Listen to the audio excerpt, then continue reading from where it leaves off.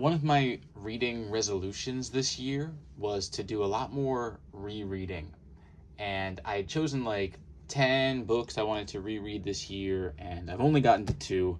I reread the stories of Kafka and Lincoln and the Bardo, but both of these were in maybe March or February, so I really haven't kept up with that. So I thought I'd make a video talking about some books I want to reread and the reasons I want to reread them. Maybe, give me a little bit of a push to get to more of them in, the months and years to come. All right, these first 4 books I chose, I want to reread all of them because they have slipped my mind, or kind of like I was talking about in my last video about Walden. I didn't really bring it, as a reader, I didn't really bring enough to the table with these ones.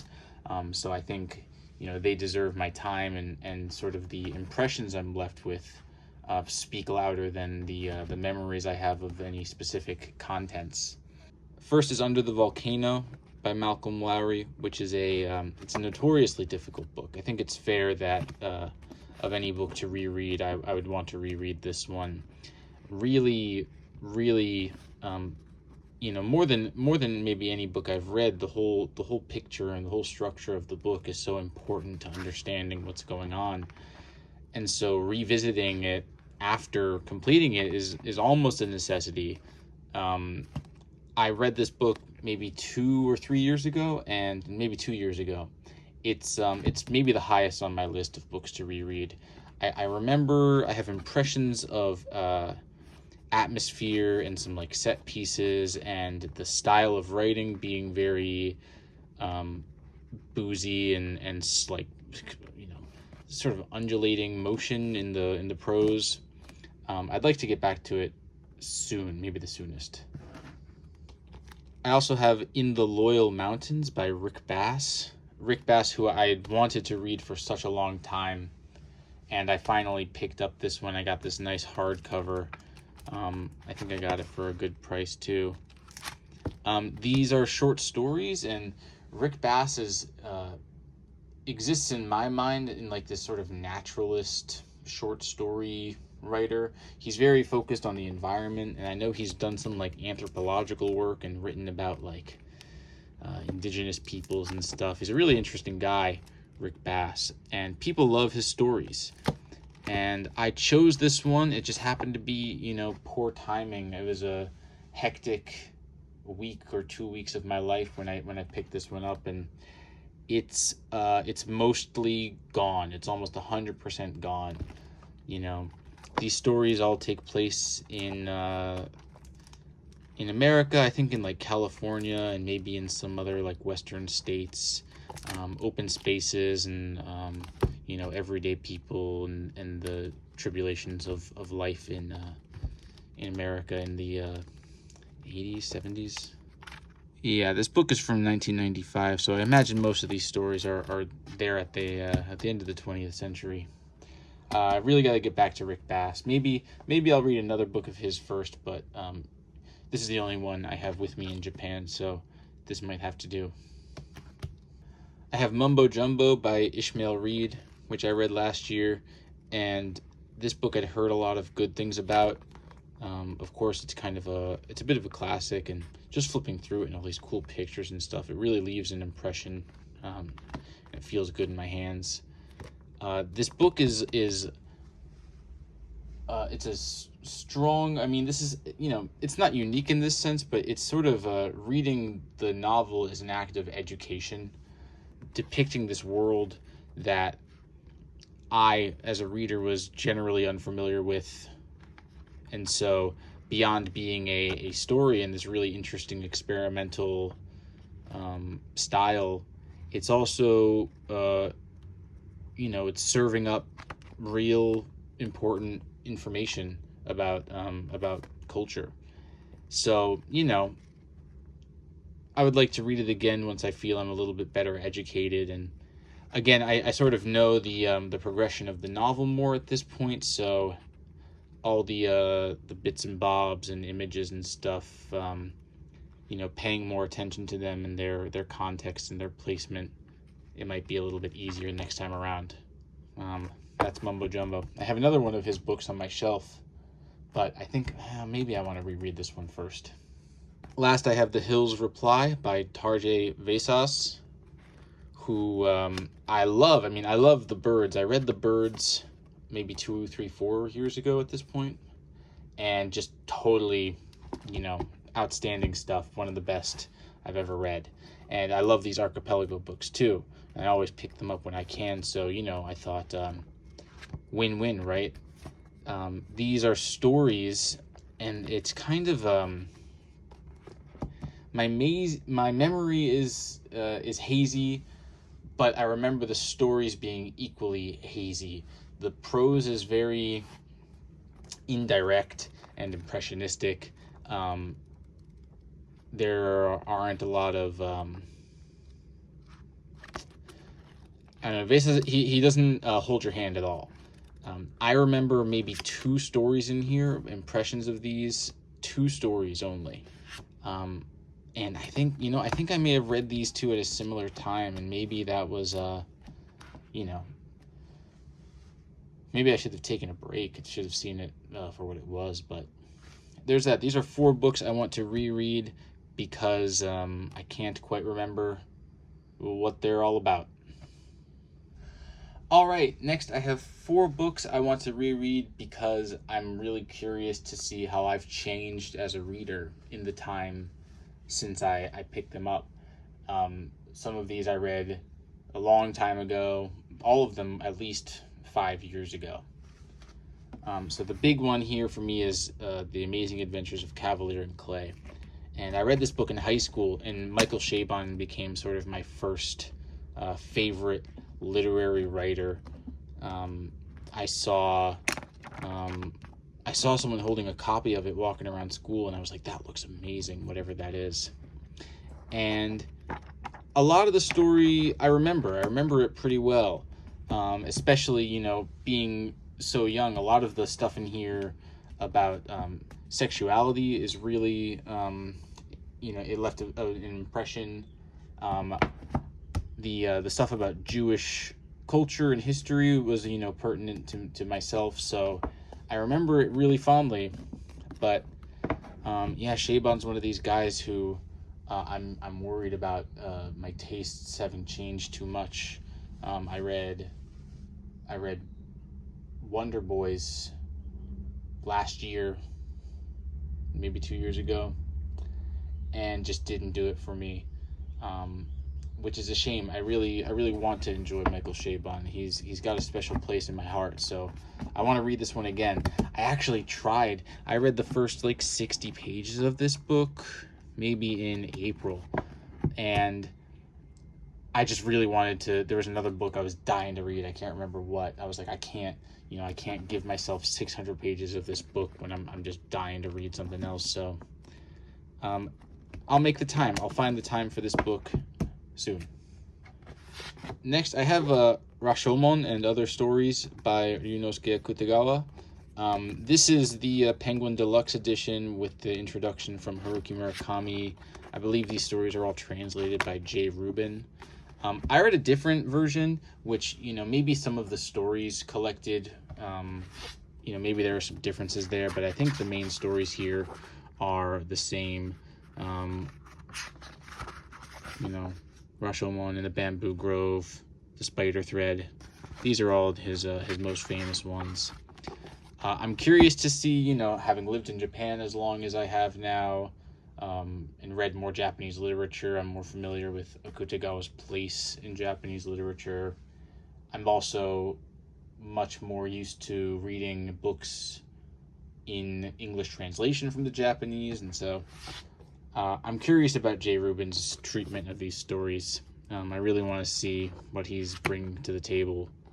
I think I've only ever read his translations of Murakami. I don't think I've ever read anything else of his. So it's I'm looking forward to it. I think I'd like to read this one next year. I love Akutagawa. These stories are excellent. I've got Japanese graded readers to help language learning of his books, and I've got picture books of his, so this one I'm really looking forward to. Up next, I have Notes from the Underground and The Gambler by Dostoevsky, specifically Notes from the Underground. I had this old mass market with this really cool black cover, and it had Notes from the Underground and the Grand Inquisitor, the chapter from the Brothers Karamazov. And I read those two together maybe 7 or 8 years ago.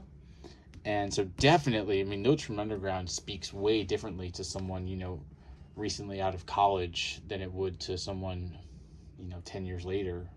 I've since read multiple novels of his and have loved every one of them. I'm really curious to see what this one looks like again. I don't remember the translation I had, so this one must be there's so many translations. There's no way it's going to be the same one. Jane Kentish. And The Gambler, I don't know anything about The Gambler, to be honest with you. So that'll be a little bonus story I can get to. I like these Oxford World Classics. These ones are pretty easy to find out here.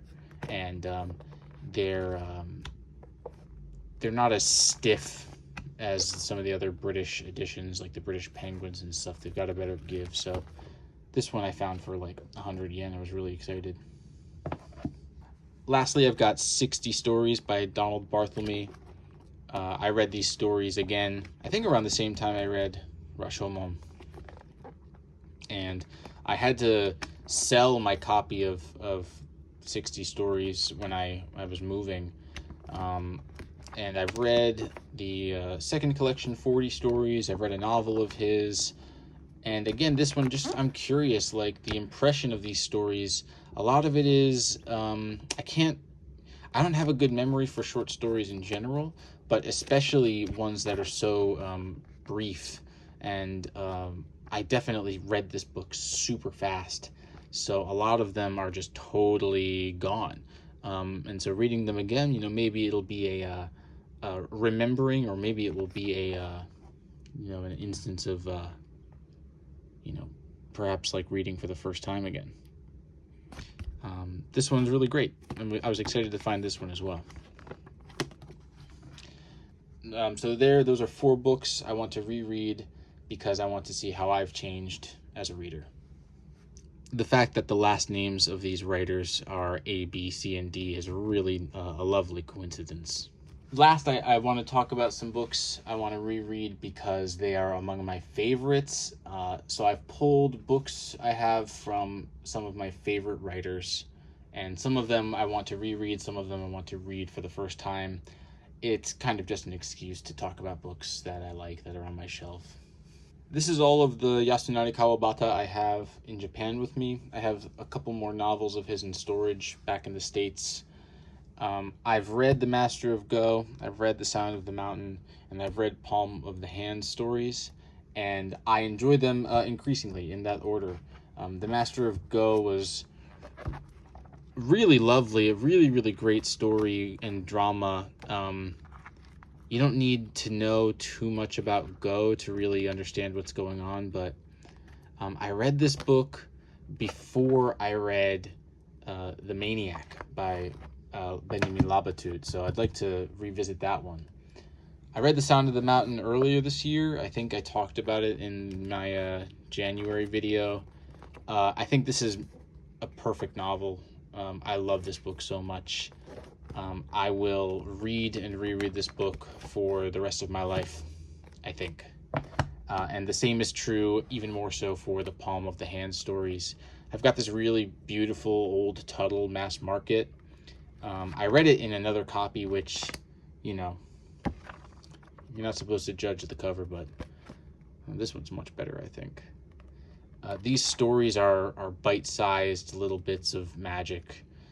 Every one of them is wonderful and moving and thought-provoking.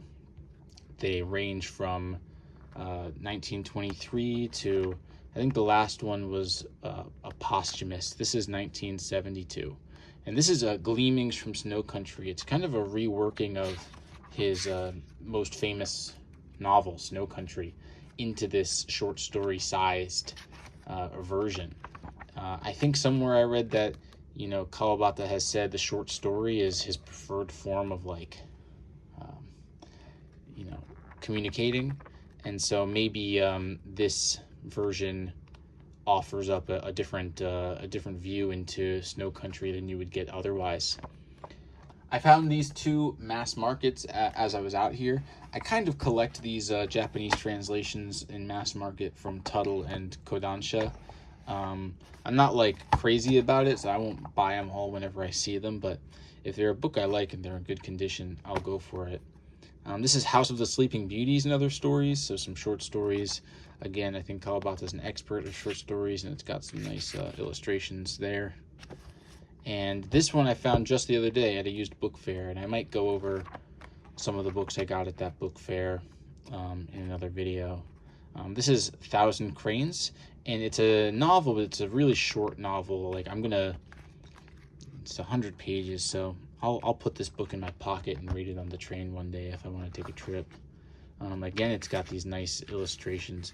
This style is like, I don't know, these books are originally printed from, I want to say this one's in the 60s. This one's 1958. Yeah, so this like 50s, 60s, like sort of amateurish cartoon style reminds me of like Hanna-Barbera or Mr. Magoo. It's cool to see that it's kind of got an international flavor here. I'll happily read these. Kawabata is one of my favorite writers in the world, so I'm looking forward to both of these. And that's my Kawabata collection in Japan. All right, these are the David Markson books I have in Japan. I love David Markson. The Note Card Quartet and Wittgenstein's Mistress, unbelievable. And from those alone, he's one of my favorite writers. I think with Markson, it's kind of tricky moving into his earlier work. I think the reputation isn't quite as, they're not quite as revered. But I've got these three here. I don't have reader's block, and so I would have to get that one from America to do a complete reread of the set. But I read all three of these last year, and I think This Is Not a Novel was my favorite, and then Vanishing Point's in the middle, and the last novel was as good, a little better. I think Vanishing Point is an apt name. It totally disappears. The whole point of these novels is that the writer wants to sort of, or writer or author or novelist, a reader,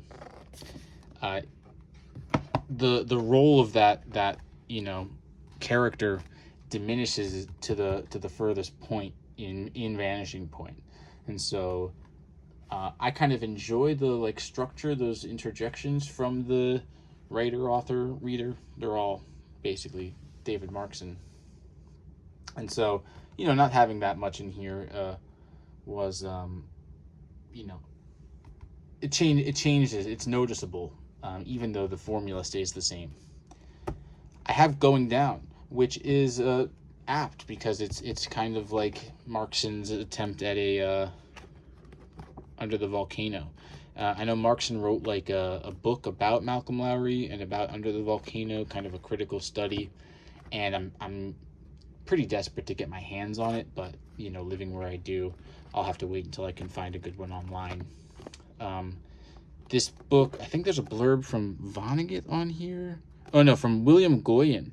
That's right, William Goyen's blurb is on here, and I love William Goyen, so there's the Vonnegut one, yeah. Woozy with Sex and Death in Mexico. I love Vonnegut, I love Goyen, but I'm still a little, and I love Markson too. I don't know why I'm nervous about this one. We'll see. I want to get to this one soon, and I want to reread Markson again for the rest of my life. But I don't think I would be able to let myself enjoy it as much as I should if I don't have reader's block here with me. Now's as good a time as any to show these off. I've got two books from David Markson in Japanese. This translation of Wittgenstein's Mistress is pretty new, or pretty recent, and it's this beautiful pink and blue cover. They really do their hardcover books well here, with this really nice paper stock and You know, the obi is beautiful too. You know, you can sort of tell just flipping through it, it keeps that same structure with these vertical short lines. And the other one I have is This Is Not a Novel. And this one is a little bit harder to find, and I think I had to get this one online, but similarly, you can see it's all broken down the same way, with a ton of notes. I think the Japanese reader needs the notes for the references maybe more than you know, someone from a European or American background would. It's really interesting to have this one. And so because these two were published in Japanese and translated, I was actually able to get my copy of Wittgenstein's Mistress and This Is Not a Novel in Japan. I brought a different version of this book to Japan with me.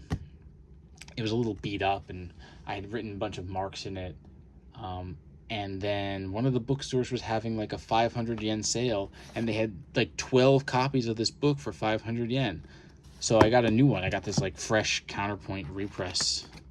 Here you can see 550 yen. And I think that's because they had this one in translation, so at some point they ordered the original.